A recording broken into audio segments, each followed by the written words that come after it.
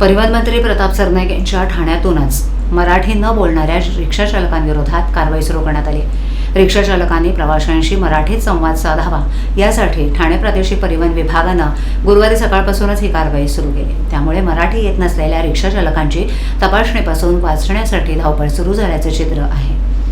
अमराठी रिक्षा आणि टॅक्सी चालकांना व्यावहारिक मराठी भाषा येत नसल्यानं प्रवासी आणि चालक यांच्या वादाच्या अनेक घटना घडल्यात। त्यानंतर परिवहन मंत्री प्रताप सरनाईक यांनी मराठी भाषा अनिवार्य करण्याची सूचना केली होती।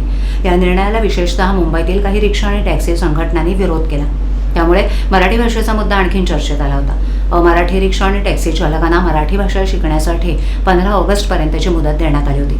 चालकांना व्यावहारिक मराठी भाषेचं ज्ञान मिळावं आणि प्रवाशांशी मराठीतून संवाद साधता यावा या उद्देशानं हिंदू हृदय सम्राट बाळासाहेब ठाकरे मराठी भाषा पाठ्यक्रम अभियान राबवण्यात आलं होतं। या अभियानाअंतर्गत रिक्षा आणि टॅक्सी चालकांना दैनंदिन व्यवहारात वापरली जाणारी मराठी वाक्य तसंच प्रवाशांशी संवाद साधण्यासाठी आवश्यक भाषेचं प्रशिक्षण देण्यात आलं। आता मुदत संपल्यावर प्रादेशिक परिवहन विभागाकडून याबाबत कारवाईला सुरुवात केली। परिवहन मंत्री प्रताप सरनाईक यांच्या ठाणे शहरात या कारवाईला सुरुवात करण्यात आली। ठाण्यात मराठी न बोलणाऱ्या रिक्षा चालकांविरोधात गुरुवारी सकाळी 10:30 वाजल्यापासून कारवाई सुरू करण्यात आली। या कारवाईसाठी 4 पथकं तैनात करण्यात आली आहेत। ठाणे स्टेशन, माजिवडा, वागळे स्टेट आणि खोपड बसस्थानक परिसरात या पथकांकडून रिक्षा चालकांची तपासणी सुरू आहे। त्यांच्याशी मराठीत संवाद साधला जातोय। ज्या रिक्षा चालकांना मराठीत बोलता येतं त्यांना तपासणीनंतर सोडून दिलं जाते। मात्र मराठीत संवाद साधता न येणाऱ्या रिक्षा चालकांना नोटीस बजावण्यात येते। या नोटीशीद्वारे त्यांना महिनाभरात मराठी शिकण्याची मुदत देण्यात आली।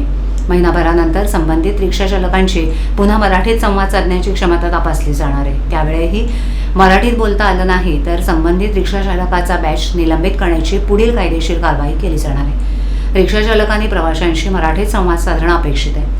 तपासणी दरम्यान मराठीत बोलता न येणाऱ्या रिक्षा चालकांना नोटीस देऊन महिनाभराची मुदत दिली जाते।